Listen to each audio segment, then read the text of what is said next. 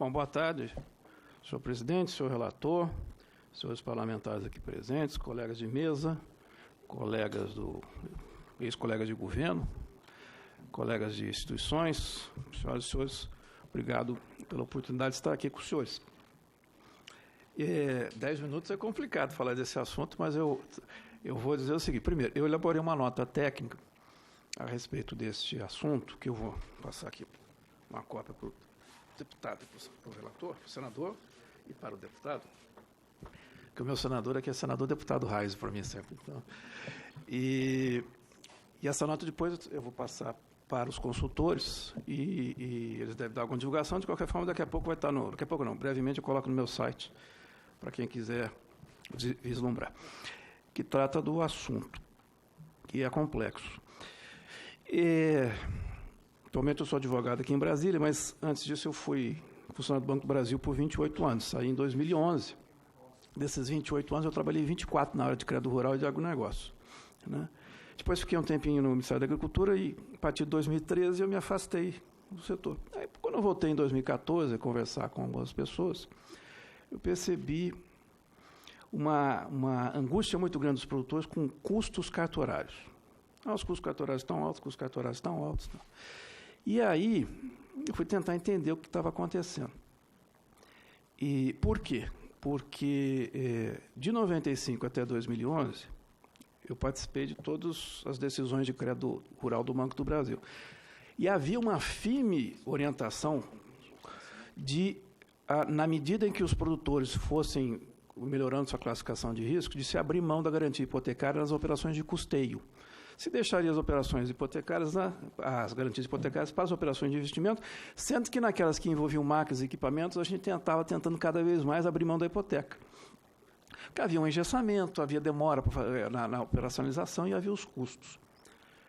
E aí, o que é que aconteceu? Aí, agora que eu já consegui perceber o que aconteceu. Primeiro, em 2002, o Código Civil o novo Código Civil instituiu um dispositivo que permite uma hipoteca pré-constituída com valor de dívida futura a ser constituída, né?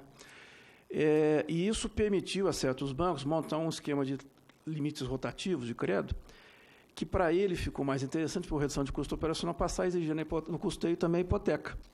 Então, houve uma transferência de custo do banco para o produtor e uma exigência necessária de garantias do ponto de vista de risco.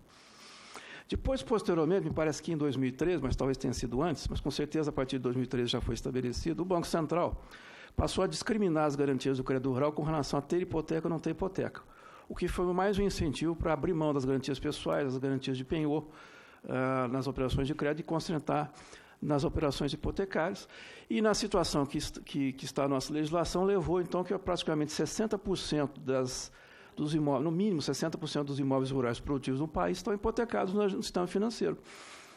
E, permitam-me, completamente desnecessário. Eu, até, com todo respeito, eu ainda acho que mereceria uma verificação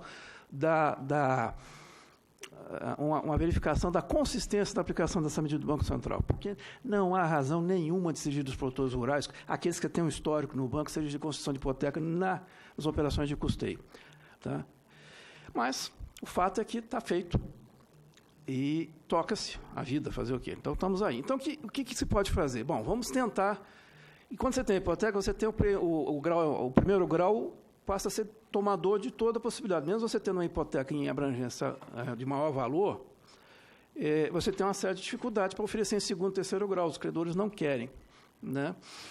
E como a CPR, que é a Sede de Produto Rural, de produto, tinha sido criada para substituir o crédito rural com recursos de mercado, mas acabou sendo usada como colateral de risco numa operação de barter, fundamentalmente, operação de compra e troca de insumos, de venda futura de produto, aventou-se a possibilidade, em discussões técnicas, de criar uma cédula de garantia imobiliária, por meio da qual você poderia fazer o fracionamento da garantia hipotecária e transacionar isso ao longo do tempo e poder, então, buscar mais financiadores e buscar recursos em maior volume, taxas menores, em condições melhores, enfim. E isso foi sendo desempenhado, e aí passou-se uma segunda questão. Olha, para que alguém compre à distância de alguém desconhecido, ainda mais no produtor rural, alguma coisa, seja dinheiro ou produto, ele precisa ter uma garantia. E os negócios têm que ser feitos de forma ágil. Então, você precisa ter toda uma transparência que envolve uma pré-constituição das garantias de uma forma eletrônica e visível, transparente, que você consiga ver quais são os compromissos do produtor e quais são as suas possibilidades de oferta de garantia e de capacidade de pagamento.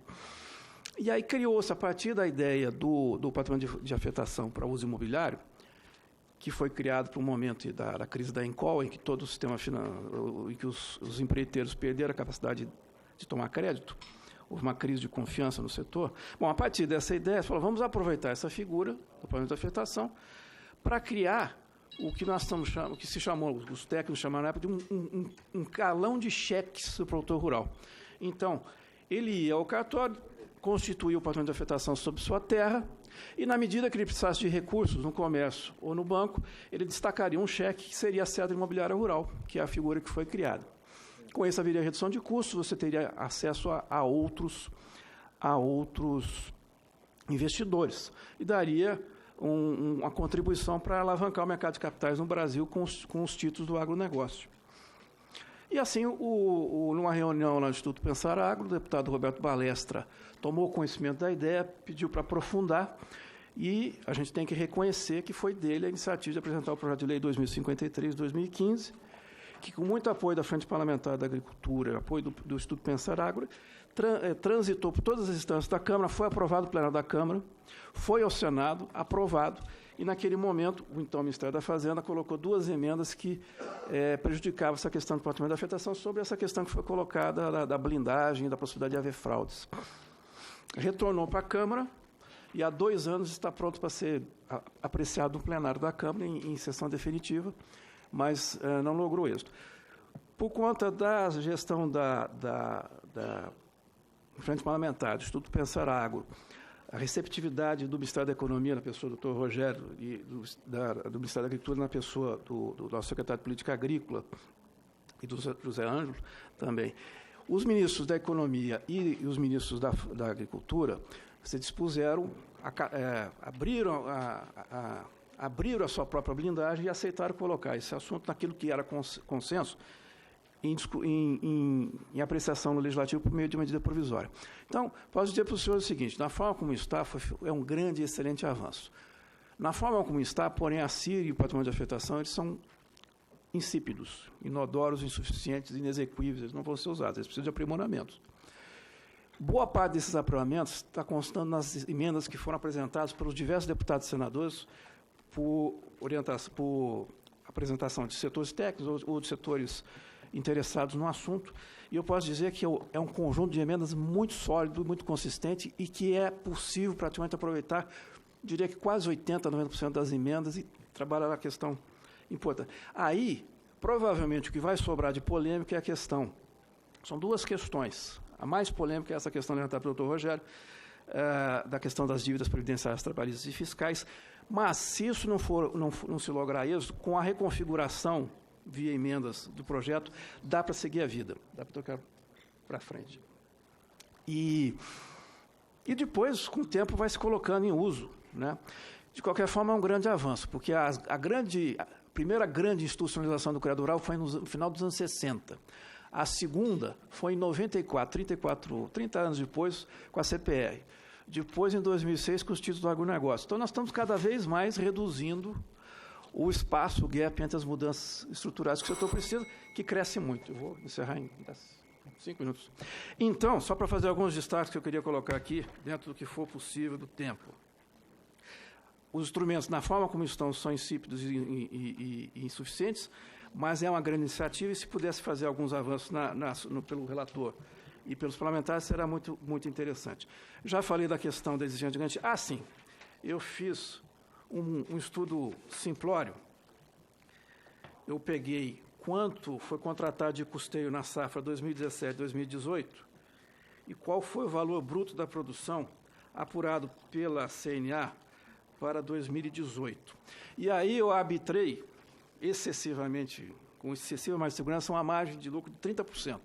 Então, eu considerei que a necessidade de custeio para a safra em 2018 seria 70% do valor bruto da produção que a CNA colocou. Com isso, O crédito rural a taxas livres e controladas, contratado para aquela safra, não chega a 25%.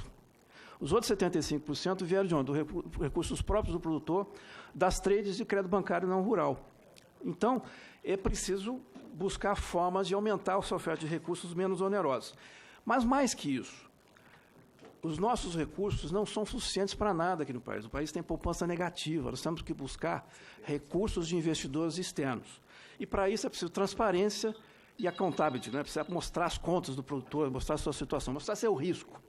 Isso se consegue com esses instrumentos que foram feitos. Agora, dificilmente, mesmo quando o país recuperar o grau de investimento, dificilmente um investidor daquilo que nos interessa, que é investidor que considere taxas. Hoje nós temos trilhões de dólares, eu estava anotado aqui, mas eu esqueci qual que é, mas temos trilhões de dólares aplicados em títulos públicos no exterior a taxas negativas. Então, se nós não dermos segurança jurídica para potenciais investidores estrangeiros aplicarem no agronegócio brasileiro, que é a melhor solução para o país, nós não vamos conseguir recursos para o setor. E essa forma é dando segurança jurídica. E a segurança jurídica virá com os aperfeiçoamentos desses instrumentos, mas seguramente, se mantiver esse comportamento surpreendedor, imprevisível das autuações fiscais, trabalhistas e previdenciárias, vai afastar investidores.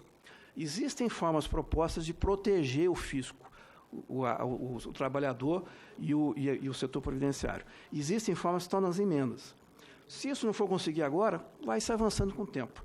Mas é isso que eu queria colocar para os senhores. Estou à disposição. Depois a nota técnica, eu espero seja disponibilizada para quem tiver interesse. E eu estou à disposição para as perguntas. Muito obrigado a todos.